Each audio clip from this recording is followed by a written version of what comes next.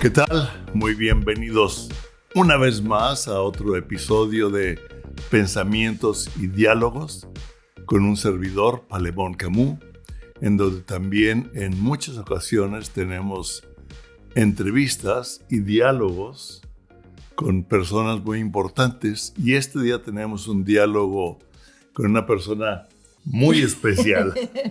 Muy importante. Muy importante. Que la mayoría de ustedes la conocen, Carlette Master Camus. Nuestra hija, quien pues estamos orgullosos y viendo cómo Dios ha estado prosperando a toda la familia. Dios es un Dios fiel que promete bendecir por las siguientes generaciones. Y andamos por fe, no por lo que vemos. Así es que si usted ve ahorita algo ahí, tenga fe, porque yo vi a Carlette de adolescente.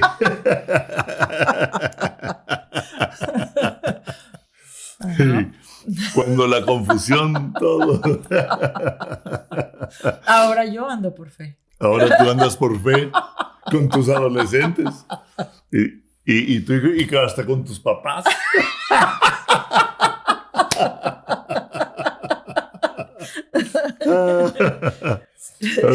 Tú necesitas fe para nosotros.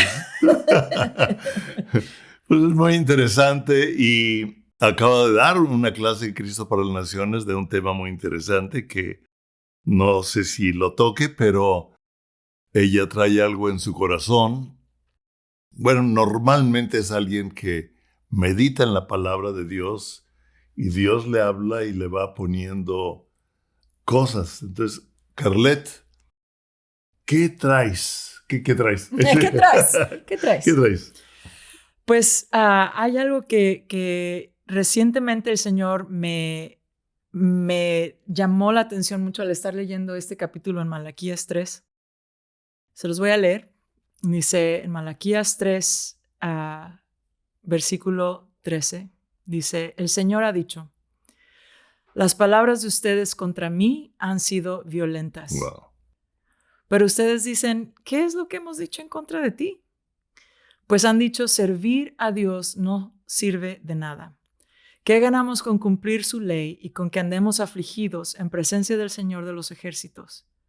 Ahora resulta que tenemos que llamar bienaventurados a los soberbios. Los malvados no solo prosperan, sino que ponen a Dios a prueba y salen bien librados. Entonces los que temen al Señor hablaron el uno con el otro, y el Señor los escuchó atentamente. Luego en su presencia se escribió un libro de las actas para los que temen, para los que le temen y piensan en su nombre. Dijo entonces el Señor: ellos serán para mí un tesoro muy especial. Cuando llegue el día en que yo actúe, los perdonaré como perdona un padre al hijo que le sirve. Entonces ustedes se volverán a mí y sabrán distinguir entre los justos y los malvados, entre los que sirven a Dios y los que no le sirven. Estos versículos están para mí súper impactantes, porque estamos viviendo en tiempos en donde es muy fácil voltear alrededor y sentir y pensar por qué prosperan los soberbios, los que se ponen en contra de Dios. De hecho, recientemente estaba viendo un video en donde creo que es un luchador, yo no lo conocía antes, pero estaba viendo el video, y él acaba de dejar el cristianismo y se convirtió a otra religión, porque uno de sus puntos fue ese. Uno puede hablar en contra de Jesús y nada pasa. O sea, en su manera de pensar, él estaba hablando como estas personas. O sea, ¿cómo vemos que la gente puede hablar mal de Dios, hacer todas estas cosas y prosperar como si Dios no existiera? Entonces, en su razonamiento, él dijo, Dios no actúa, Dios no hace nada, Jesús no puede ser en realidad Dios, porque yo hablo mal de Jesús, la gente habla mal de Jesús, los cristianos no viven como deben, Dios no debe existir, o al menos no el Dios del cristianismo. Ese fue su razonamiento. Y eso lo estamos viendo más y más común. Y yo me he preguntado, o sea, yo le he preguntado al Señor, Señor, ¿qué onda? O sea, no sé si a ustedes les ha pasado, pero yo creo que a todos nos pasa al ver estas cosas, a ver que la maldad parece que está incrementando y que los soberbios se voltean y blasfeman el nombre de Dios. ¿Qué cosas estamos viendo ahorita en la blasfema del nombre de Dios y de las cosas de Dios? Y parece que nada, y ahí los vemos en Instagram, los vemos en Facebook, y se ven bien, se ven contentos, parece todo muy bien, muy guapos, muy ricos. Y ese era el pensar. Y eso es lo que Dios está diciendo. Ustedes han hablado violencia en contra de mí, porque han dicho servir a Dios no sirve de nada. Muchos de nosotros, a lo mejor como cristianos, hemos estado viviendo en esta tensión en donde sentimos que el cristianismo ha sido atacado y por lo tanto nosotros nos sentimos atacados.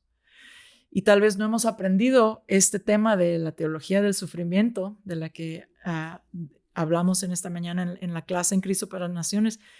Y como no hemos aprendido a pensar cómo piensa Dios de estos temas, nos confundimos. ¿Qué ganamos con cumplir su ley y con que andemos afligidos en presencia del Señor de los ejércitos? Para mí lo que me impactó de todo esto es esta parte. Entonces los que temen al Señor hablaron el uno con el otro, y el Señor los escuchó atentamente. O sea, yo me imagino, nosotros lo leemos y lo vemos como un versículo en la Biblia, allá en la historia, pero imagínate que eso es lo que estamos haciendo nosotros ahorita. Estamos sentados. Nosotros tenemos temor de Dios. A pesar de que hay sufrimiento, a pesar de que hay problemas, a pesar de que pasamos por cosas que no entendemos, sabemos que Dios es fiel. No nada más porque lo hemos experimentado, sino porque lo vemos en su palabra. Lo vemos a través de la historia. Hay tanta evidencia de la fidelidad de Dios y lo vemos en nuestra vida. Totalmente. Y entonces, así como nosotros nos sentamos a hablar el uno con el otro, el Señor escuchó atentamente la plática de aquellos que temen a Dios, aquellos que se animaron en la fe los unos a los otros. Y me encanta esta parte porque dice que luego en su presencia se escribió un libro de actas para los que le temen y piensan en su nombre. O sea, Dios escribió un libro en el cielo. Y teológicamente algunos me dirán, bueno, eso es nada más una imagen, Dios en realidad no escribió un libro. Que sea imagen o no, o sea, lo que a mí me da a entender es que para Dios esto contó como algo tan importante que Él escuchó atentamente y lo escribió. El hecho de que habla de que lo escribió quiere decir que permanece. Cuando Dios lo escribe, permanece. Okay. O sea, es algo que Dios no se olvida, o sea, es algo ya que permanece. Los nombres de estos justos, ahí están. Ahí están. Ahí están. Sí, no quiere decir que Dios saque como yo ahorita un papel y un lápiz y lo escriba, pero Dios en su corazón todo lo sabe, todo lo recuerda, todo lo tiene. ¿Sí? Y estas personas que hablaron entre sí cosas bien de Dios, Dios dijo, ok, tome nota, o a lo mejor le dijo un ángel, toma nota, por favor. Bueno, la Biblia habla de muchos libros. De muchos libros. Y sellos y, Sí, nos vamos a llevar muchas sorpresas. Muy interesante. El libro de Malaquías es un libro un tanto difícil, pero precisamente esta mañana, ahorita que estás hablando, al entrar estaba una señora preparando el café, la saludé, inmediatamente me habló del Señor. Sí, o sea, dentro de su plática lo mencionó y dije, esta debe conocer a Cristo, ¿no? Esta mujer. Entonces le dije, ¿oíste? Le dije el diálogo o la forma en que el gobernador electo de Oklahoma comenzó. No, se la puse. No. Una oración en el nombre de Jesús y porque nuestra lucha no es contra carne y sangre Imagínense un político, un gobernador diciendo, no es contra carne y sangre, sino contra principados, contra potestades, hacedores de maldad, pero en su discurso público. Entonces, y dice, Señor, y le dice, Señor, la maldad en estos edificios de atrás, échala fuera y trae a la gente que te conoce. Sí, o sea, cuando lo vio, se quedó así y hablamos cosas de Dios. Entonces ya nos dimos el nombre, ya me llama Pastor P. Porque no se acordó Palemón, está muy difícil para una americana. Pastor P, porque realmente estamos viviendo esa lucha, ¿sí? Y lo que hablamos entre nosotros. Ahorita me está llegando esto, Carlet, que tú dices, qué importante lo que hablamos entre nosotros, los que creemos en el Señor, porque Él escucha. Wow. La Biblia habla continuamente acerca de cómo debemos hablarnos los unos a los otros. Y para muchos de nosotros, a veces, si crecimos en sistemas religiosos, cuando leemos este tipo de cosas, pensamos, no sé, lo vemos a lo mejor a través de lentes de religión y pensamos, no, bueno, eso es para, o sea, no es tanto, digo, Dios no. Pero la Biblia nos habla de que la iglesia es un regalo de Dios para nosotros. O sea, tú y yo no tenemos, o sea, Jesús nos dijo esto, nunca los voy a dejar solos. Cuando Él iba a regresar al cielo después de estar con los discípulos, ellos no querían, obviamente, que Jesús se fuera, imagínate. No sé si ustedes ven The Chosen or not, pero yo veo ese programa de repente y me encanta ver cómo ponen la relación entre Jesús y los discípulos. Y yo me he puesto a imaginar qué tristeza me daría a mí pensar que Jesús se va. Imagínate. O sea, que estás caminando con Jesús. Él, o sea, y como decían los discípulos, ¿a dónde vamos a ir? Solo tú tienes palabras de vida. ¿A dónde vamos a ir? Y ahora tú te vas. Y yo me imagino, o sea, yo estaría en crisis porque yo diría, Señor, no te vayas. Pero el Señor dijo, es mejor para ustedes que yo me vaya. Porque si no me voy yo, no puedo mandar al Espíritu Santo. Y el Espíritu Santo viene ahora a morar en cada creyente, a ser morada. Y así es como nosotros ahora participamos en la vida de Dios. Participamos en la vida de la Trinidad, o sea, Padre, Hijo, Espíritu Santo. Tú y yo ahora somos partícipes de esa comunión a través de que el Espíritu Santo vive en nosotros. Pero esa parte de cómo nosotros experimentamos esa realidad es la iglesia. Sí. Porque somos el cuerpo de Cristo. Sí. Otra perspectiva de la iglesia. Sí. No es el lugar. No. Para ir el domingo. No. No. Es comunidad. Es la comunión entre nosotros. Y es la iglesia universal, histórica y eterna de aquellos que han sido redimidos por la sangre de Cristo. Entonces, nosotros nos confundimos porque vemos la iglesia como una organización social humana. Y bueno, parte de eso es porque a veces hemos fallado como líderes, como pastores, en entender la realidad de lo que Dios habla de su iglesia. Y porque tenemos que ver cómo la manejamos en nuestro tiempo, en nuestra sociedad.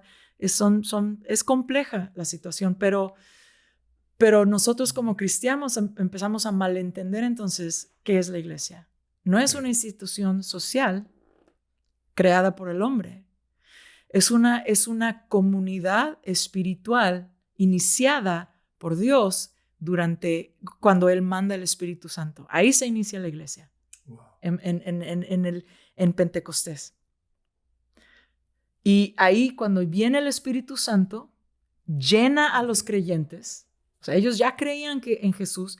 Ahora el Espíritu Santo llena a los creyentes y se forman los inicios de la iglesia. Entonces la iglesia en realidad es un don de Dios para nosotros y Él nos enseña en su palabra, a través de las enseñanzas de Pablo, de Pedro, de los apóstoles en el Nuevo Testamento, cómo debemos hablarnos los unos a los otros. Dice, canten cánticos.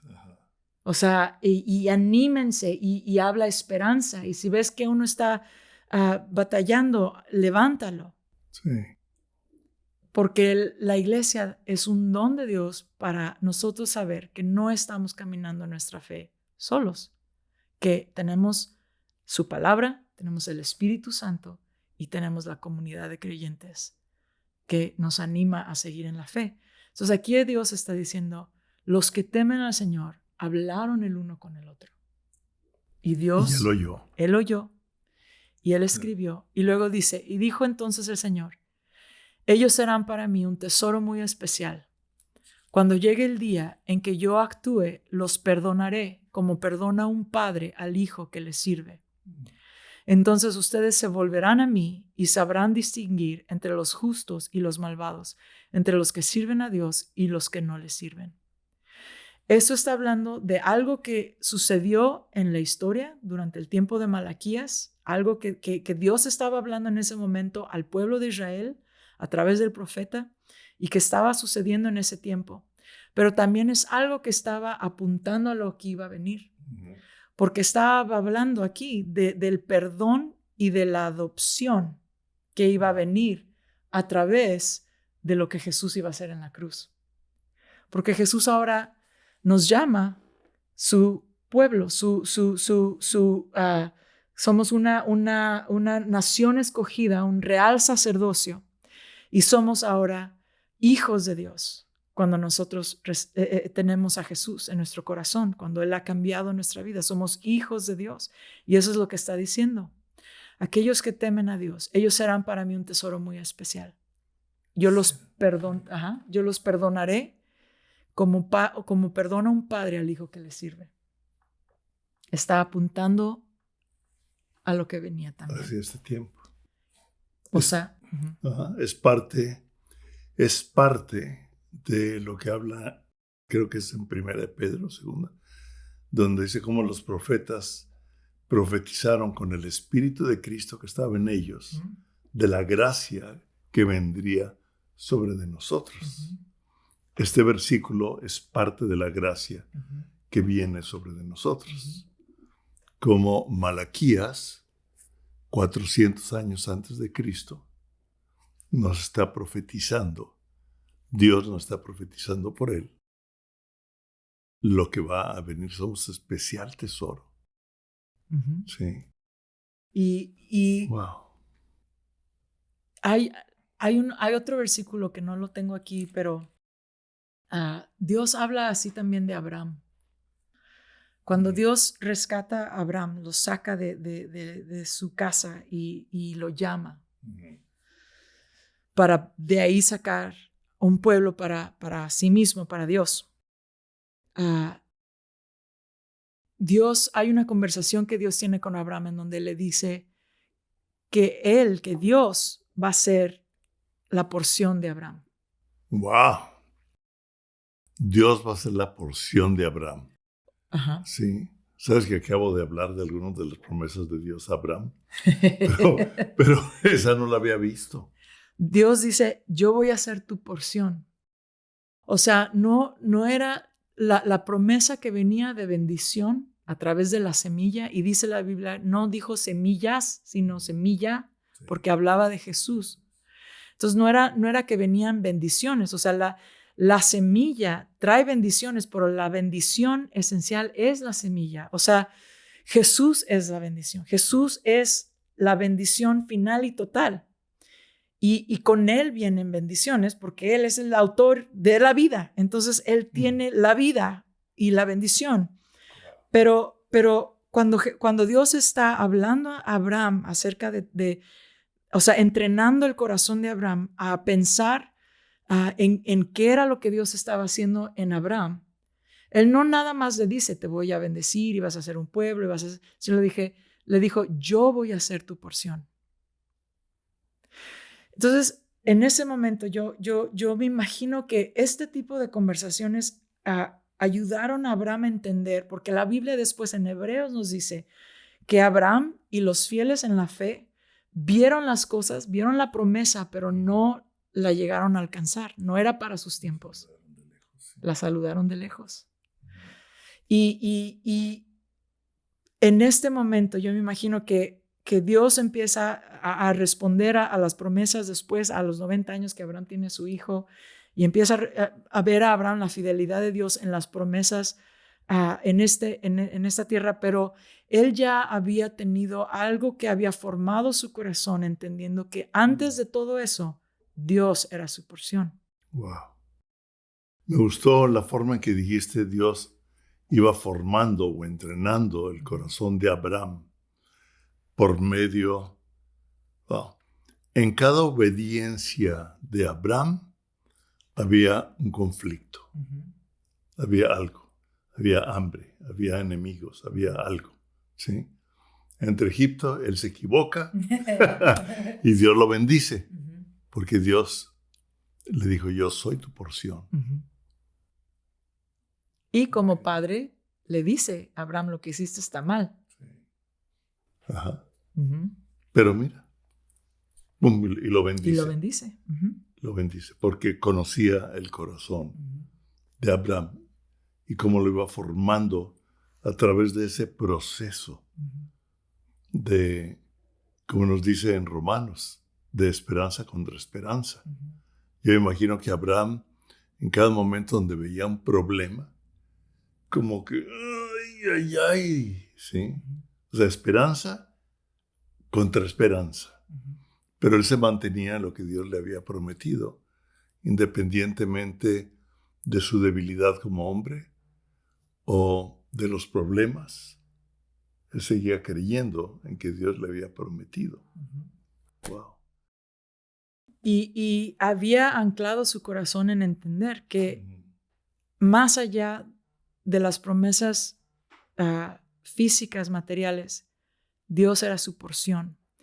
Y eso está apuntando aún otra vez a la venida de Jesús. Porque Jesús dice en Juan 17 que la vida eterna es conocer al Padre. Sí. O sea, no es allá afuera, sino la relación, el corazón conectado con el Padre es la vida eterna. Esa es la vida eterna. Y muchas veces seguimos considerando lo material, lo que está allá afuera, pero la Biblia dice que Dios ya nos ha dado todo lo que necesitamos para la vida y la santidad. Or godliness. For life and godliness. Para la vida y lo que pertenece a ser santos de Dios. ¿Y por qué? ¿Por qué? Porque Él ya se dio a sí mismo. Y Él ya nos dio a su Espíritu Santo. Y en todo esto nosotros tenemos acceso. Entonces, cuando yo veo este versículo en Malaquías, ellos serán para mí un tesoro muy especial. A mí me capta porque todo esto del Evangelio es una relación de amor en donde Dios está buscando a aquellos corazones que permanecen en esa fidelidad hacia Él. Él sabe que nosotros, por nosotros, si nos deja en nuestra propia capacidad, sí, nosotros no podemos amarle como Él debe ser amado. Por eso manda a Jesús. Pero Él ve nuestras conversaciones y nuestro esfuerzo, nuestro deseo. Ellos serán para mí un tesoro. Habla para mí esa relación de amor entre Dios. Dios es nuestra porción y nosotros somos su porción. O sea, la Biblia donde habla acerca del tesoro, que el hombre encontró un tesoro y vendió todo para ir a comprar el tesoro. Para Dios tú y yo somos el tesoro, pero para nosotros Él es el tesoro. O sea, Jesús dejó todo para venir por nosotros y Él nos llama a seguirle de igual manera. Dejarás padre, madre, hijos. Para el que no deja esto para seguirme a mí, no puede ser mi discípulo. Entonces es un llamado a una relación en donde entendemos que es un amor total, en donde Dios nos ha amado completamente y Él nos llama a amarle completamente. Y vivimos en estos tiempos en donde es fácil en nuestra cultura oír que la gente y aún ciertos cristianos que empiezan a dudar y empiezan a decir es inútil, es de nada sirve servir a Dios porque estamos sufriendo, porque están pasando estas cosas. Pero Dios está atento al corazón de aquellos que le buscan, que consideran, que dice que los que le temen, que tienen temor de Dios, que consideran que Dios es quien Él ha dicho quién es Él, y que consideran que su palabra es verdad. Eso que estás hablando es clave para estos tiempos, porque estamos viviendo tiempos difíciles. Sí, y nos dice también en Pedro que nuestra fe va a ser probada como el oro. Sí. El soplete del Espíritu, ¿no? Va a ser probada como el oro que se prueba con fuego. Dice, pero cuando Él regrese, encontrará fe. O sea, encontrará una realidad de nuestra relación con Él, de que seguimos creyendo en Él y con Él a pesar de lo que vivamos, a pesar de lo que veamos. Es un reto, pero precisamente en el mundo tendrán tribulaciones. Por ahí tú me citaste varios versículos de eso, ¿sí? Sí, porque esta fue la clase que di en la mañana. Me pidieron que hablara acerca de la teología del sufrimiento. Y yo me he topado con cristianos que no les gusta la teología del sufrimiento. De hecho, tuve unos amigos que excluyeron parte en sus votos de matrimonio. Sí. No quisieron poner en las buenas o en las malas, porque para ellos no era fe creer que iba a haber malas. Wow. Y cuando yo oí eso, dije, wow, pues esto es muy naive, ¿cómo se dice? Muy naive. Muy naive. O sea... Muy naive. No has considerado la realidad de la vida y la realidad de lo que Dios nos habla. Es una fe, una esperanza sin pies en la tierra. O sea, sin...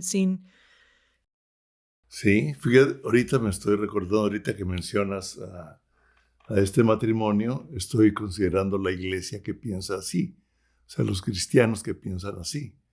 Porque el Señor nos hace ver, nosotros somos la novia, como lo habló Kevin Green en las conferencias con él, de una forma que me encantó.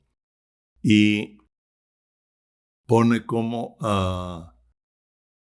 Cristo es el novio, nosotros somos la novia. Dice, grande misterio es este, ¿no?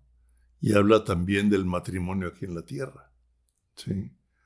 Y el matrimonio, como acabas de leer, el seguir a Cristo, el caminar con Cristo, no es ausencia de sufrimiento.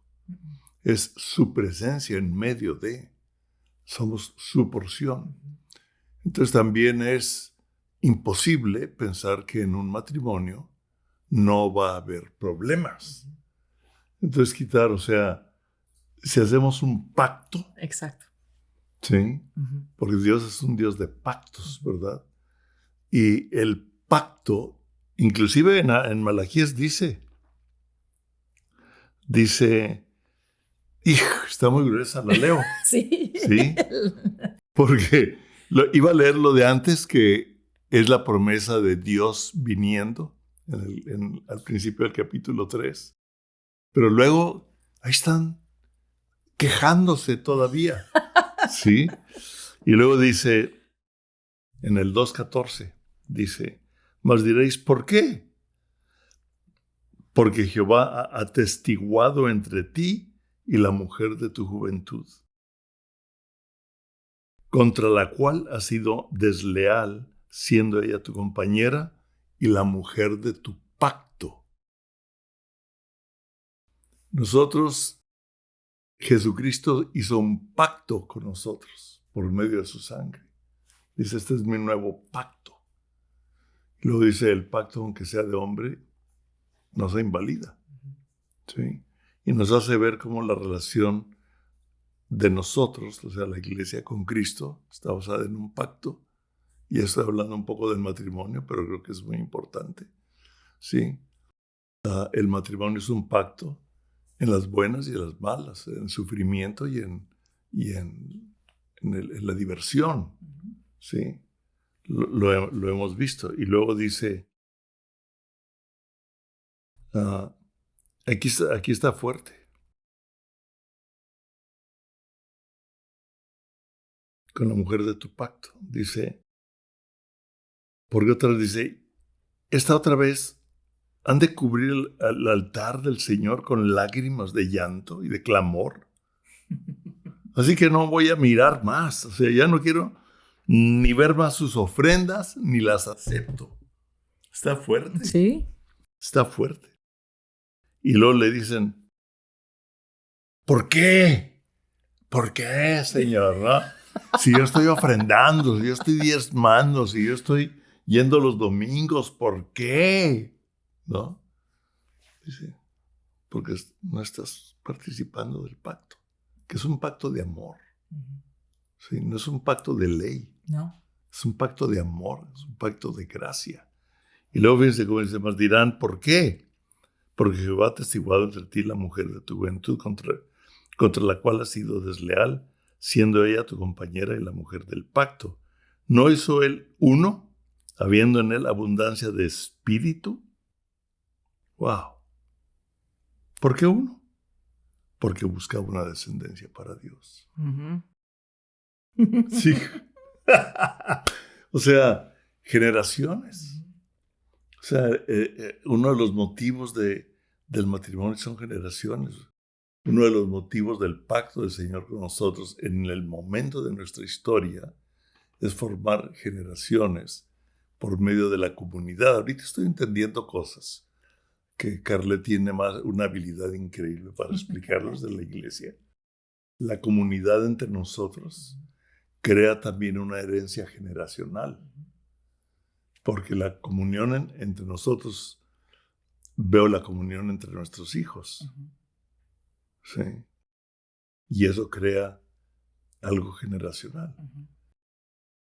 Para con Dios, lo puedo ver. Ahora que, Carlet y Craig se vinieron a vivir aquí cerca de nosotros, no tan cerca, porque yo necesito pasaporte para ir a donde viven, en La Ponderosa. Pero bueno, ya viven aquí a una hora a una hora de nuestra casa. Entonces hemos convivido más y este domingo celebramos el cumpleaños de Sofía. Estaban los primos, estábamos todos jugando. Luego, voy a decir algo público, pero que es muy importante. O sea, Patricia, la abuela, se puso a platicar con una de las nietas. Voy a evitar nombres. Sí. Y mientras nosotros hablábamos de business, Craig, tú y yo, ¿verdad? Ramírez ya se había ido con sus hijos, etc. Entonces, al final dije, esto vale la pena. Y cuando veníamos, Patricia dijo, no, me dijo, está bárbara, ella debería dar clases. Sí. O sea, la nieta le ministró a la abuela. Sí. Una generación para Dios. Esa es koinonía. Eso es eclesía. ¿No? ¿O cómo andamos? Sí.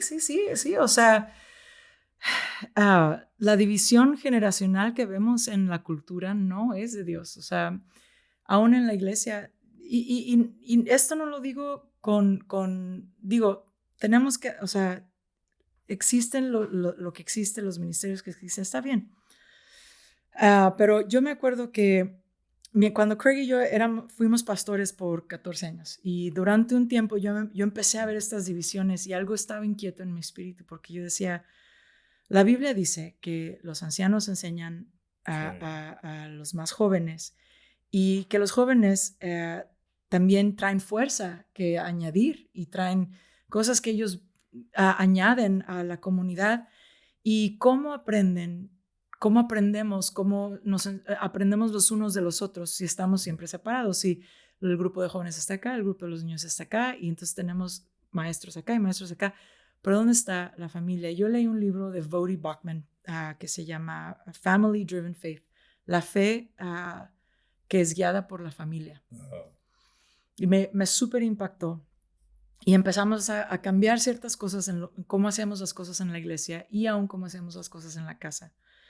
Y era una manera de entender la fe a través de la familia, o sea, a través de las instituciones que Dios nos dio, que nosotros tendemos a pensar que son instituciones del hombre, porque en algún momento entró todo este pensamiento naturalista a la iglesia y empezó a infiltrar en ciertas formas en cómo hacemos ciertas cosas, pero las instituciones que Dios creó fue el matrimonio, la familia, la iglesia.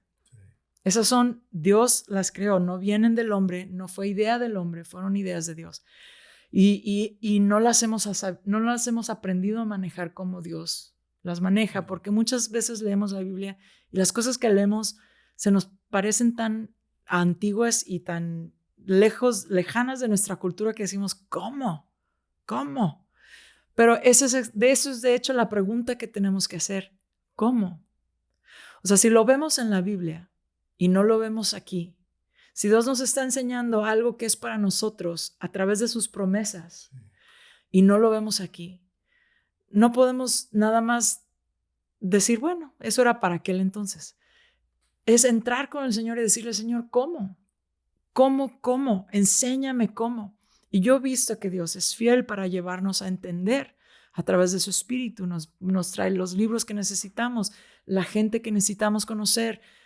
Él nos ha llevado, a mí me ha llevado a diferentes lugares del cristianismo en donde he podido experimentar la comunidad de Dios en diferentes denominaciones, en diferentes grupos, en donde tantas veces vivimos tan separados y Dios, Él tiene un pueblo que no tiene denominación.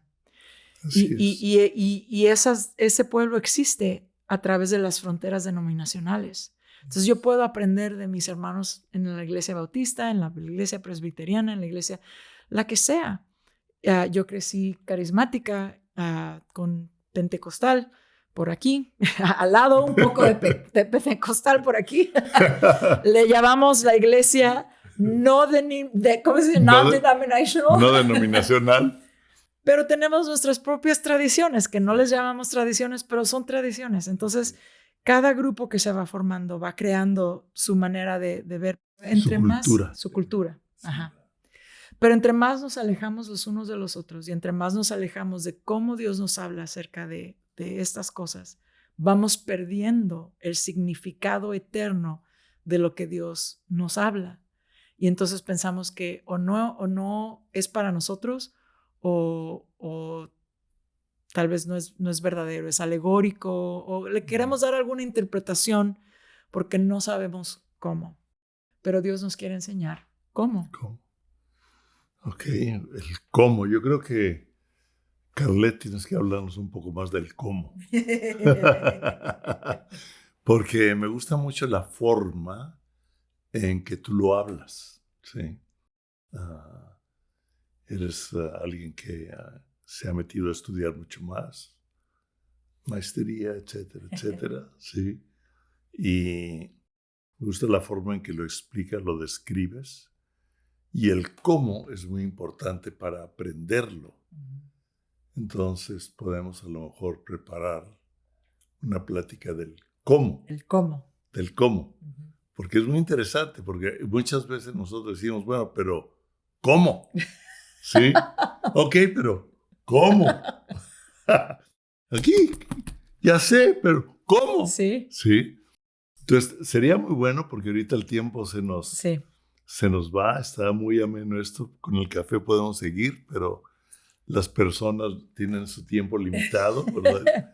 Y les damos muchas gracias por estar poniendo atención a un episodio más de Pensamientos y Diálogos, que como lo he dicho, dialogamos la palabra, a veces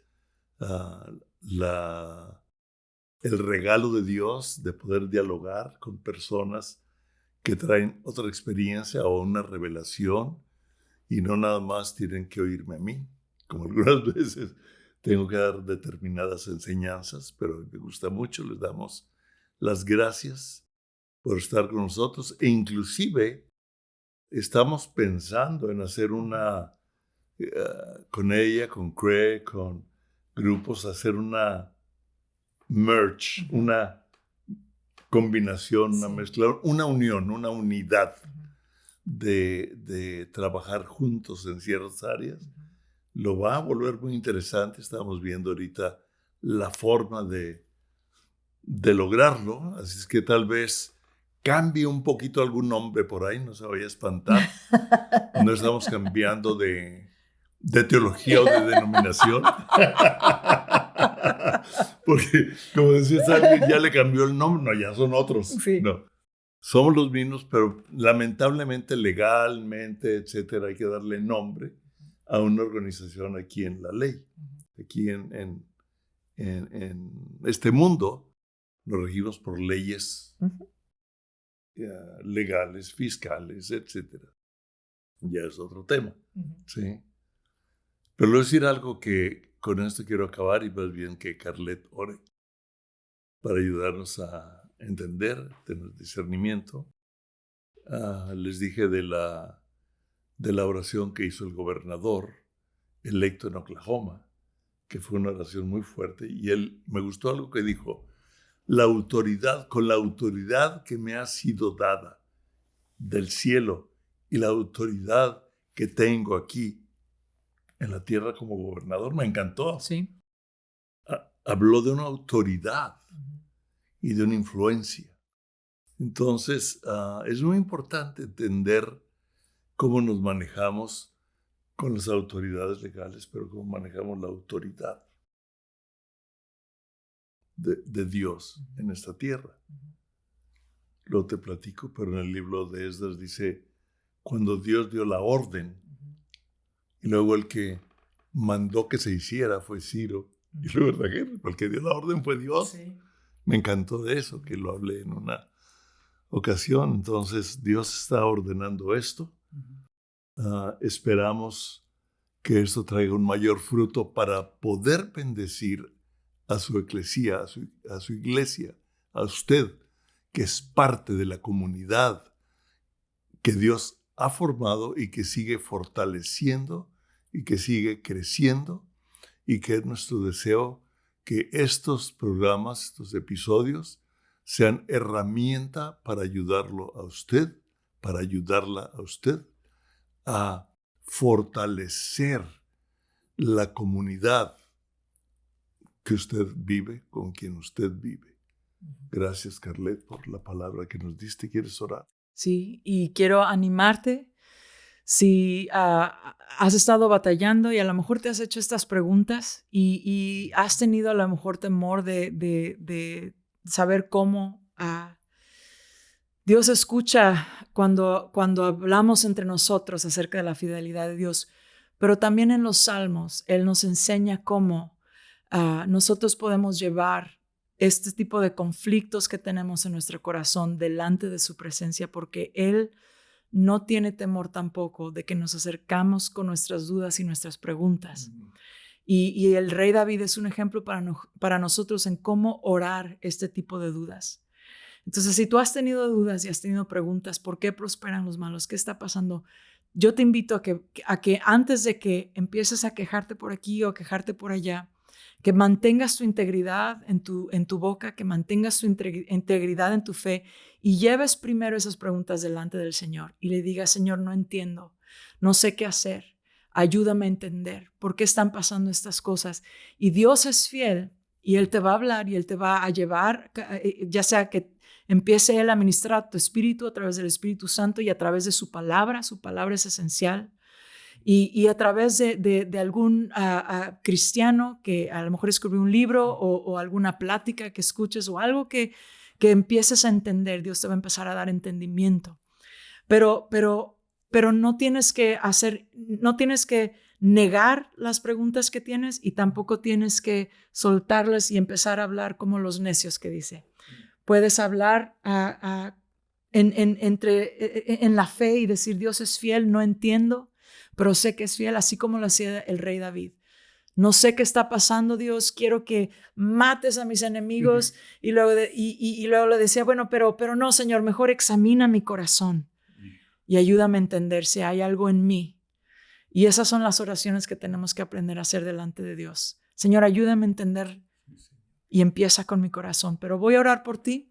Señor, yo te doy gracias por cada persona que está atenta, que ha estado presente en esta conversación, que no está aquí físicamente en esta mesa. Sabemos que a través de esta manera de comunicación en línea, ellos también son presentes delante de ti en esta conversación. Y Padre, yo te pido que tú guardes sus corazones, que tú traigas aliento para aquellos que están batallando, aquellos que están luchando, que tú traigas gracia para entender, que voltees sus corazones hacia ti, que voltees sus corazones con temor de Dios hacia ti, para que ellos puedan ser contados entre estos que fueron escritos en el libro de la fe. Y Señor, yo te pido que tú los traigas al conocimiento tuyo. Señor, para aquellos que se están preguntando si Dios existe, si Dios es verdad y están dudando de la fe, Señor, yo te pido que tú guardes sus corazones y los atraigas a ti, a regresar otra vez, a entender que tú eres Dios, creador del universo, el que lleva el principio y el fin, y que vas a llevar todas estas cosas a su final justo, en donde vas a dar cuentas a los que están haciendo maldad. Y que tú eres fiel para aquellos que guardan tus mandamientos, Señor. Yo los bendigo en el nombre de Jesús, que guardes sus corazones en paz conforme sus mentes estén puestas en ti. En el nombre de Jesús. Gracias, Señor. Gracias, Señor. Amén. Gracias, amén. Gracias por estar con nosotros.